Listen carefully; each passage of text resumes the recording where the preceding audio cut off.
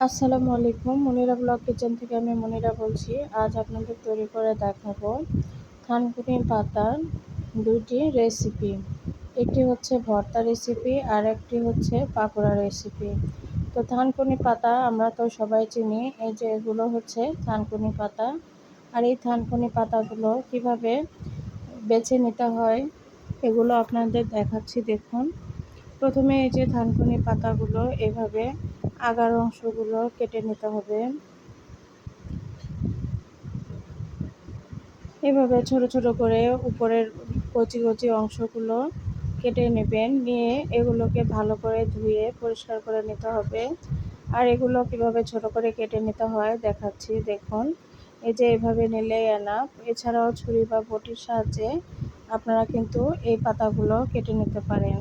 তো এখন সবগুলো থানকুনি পাতা কেটে বেছে ধুয়ে পরিষ্কার করে আমি নিয়ে এসেছি। এই যে দেখুন, এই যে এগুলো দিয়ে আমি এখন একটা ভর্তা তৈরি করব। আরও কিছু রেখেছি, সেটা দিয়ে পাকোড়া তৈরি করব। তো এখন এই থানকুনি পাতাগুলো দিয়ে আমি কিভাবে ভর্তা তৈরি করছি দেখতেই পাবেন। কোনো প্রকারের এখানে এই ভর্তাটা তৈরি করতে কিন্তু জাল করার প্রয়োজন হবে না পাতাটাকে। তো এখন এখানে পেঁয়াজ নিয়েছি, কাঁচা রসুন, লবণ, রসুন আর পেঁয়াজ একটু ভেজে নিয়েছি, শুকনো মরিচ ভেজে নিয়েছি। আর নিয়েছি একটু পেঁয়াজ ভাজাটা বেশি করে নিয়েছি, এতে করে টেস্টটা খুবই ভালো আসবে। প্রথমে লবণের সঙ্গে শুকনো মরিচগুলোকে ভালো করে ডলে নিতে হবে। এরপরে পেঁয়াজের সঙ্গে ভালো করে সবগুলো উপকরণ একসঙ্গে ডলে নেবেন।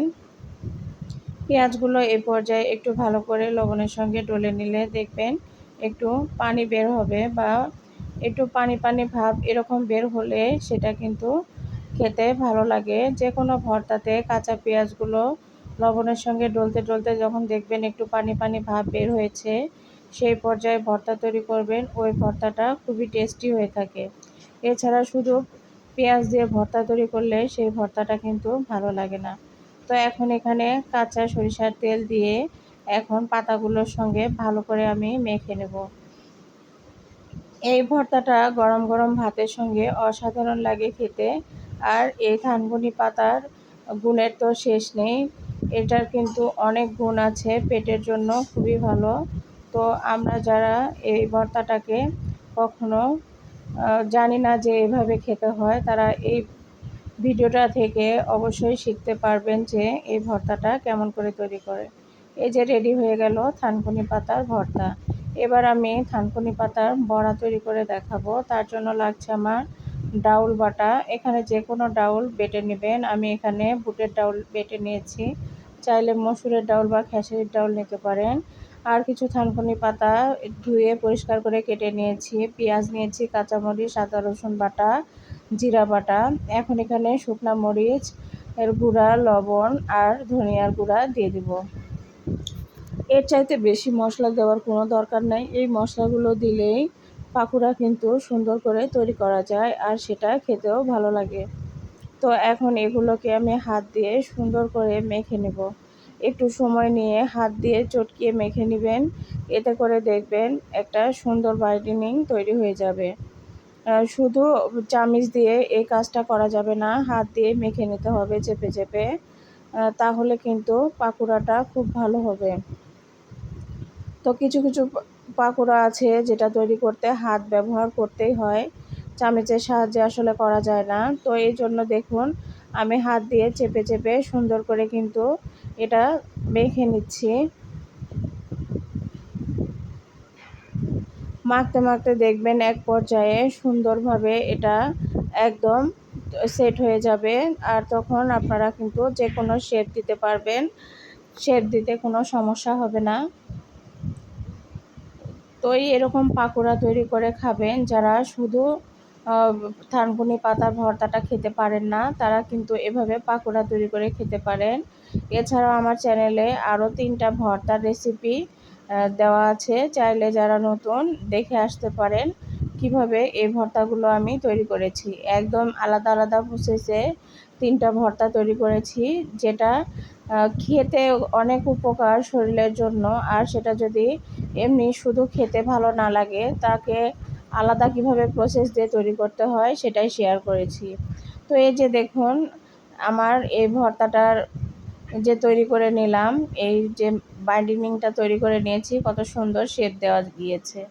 তো এখন এগুলোকে ফ্রাই করতে চলে আসলাম। ফ্রাই প্যানের মধ্যে তেল গরম করে নিয়েছি, নিয়ে এখন আমি পাকোড়াগুলোকে একটা একটা করে তেলের মধ্যে দিয়ে নেব। সবগুলো পাকোড়া দিয়ে নিতে হবে, আর চুলার হিটটাকে মিডিয়াম টু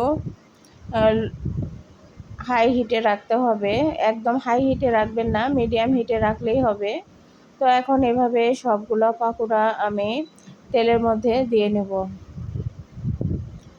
এরকম পাকোড়া তৈরি করে ছোট বাচ্চাদের দিবেন, তারাও কিন্তু খেয়ে নেবে। ছোট বড় সবাই এই পাকোড়াটা পছন্দ করবে। বিকেলের নাস্তা হিসাবে বাচ্চাদের টিফিন বা গরম গরম ভাতের সঙ্গে এই পাকোড়াটা কিন্তু আপনারা পরিবেশন করতে পারেন। সবাই খেয়ে খুব প্রশংসা করবে। আর একটা স্বাস্থ্যসম্মত খাবার যদি এভাবে তৈরি করে পরিবারের লোকজনদের দেওয়া যায় তাহলে কিন্তু মন্দ হয় না।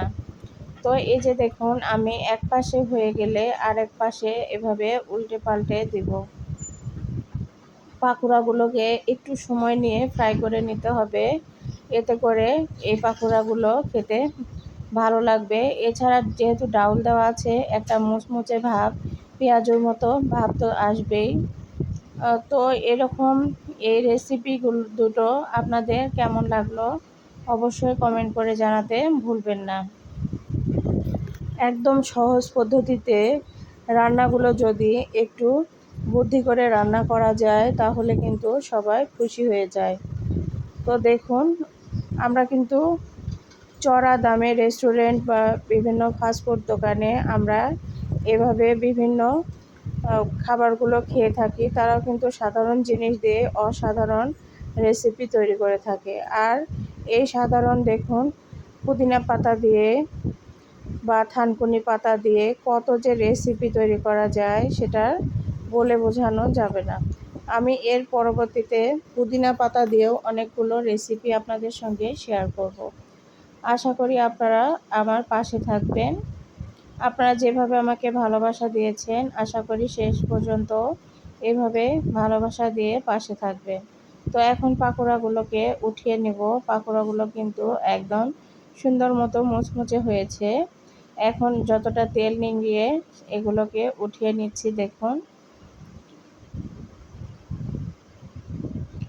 অবশ্যই কমেন্ট করে জানাতে ভুলবেন না যে পাকোড়াগুলো কেমন হয়েছিল। তো এই যে আমার ফাইনাল লুক পাকোড়ার। ভালো থাকবেন। এতক্ষণ যারা সময় নিয়ে আমার ভিডিওটি দেখেছিলেন তাদেরকে অসংখ্য অসংখ্য ধন্যবাদ।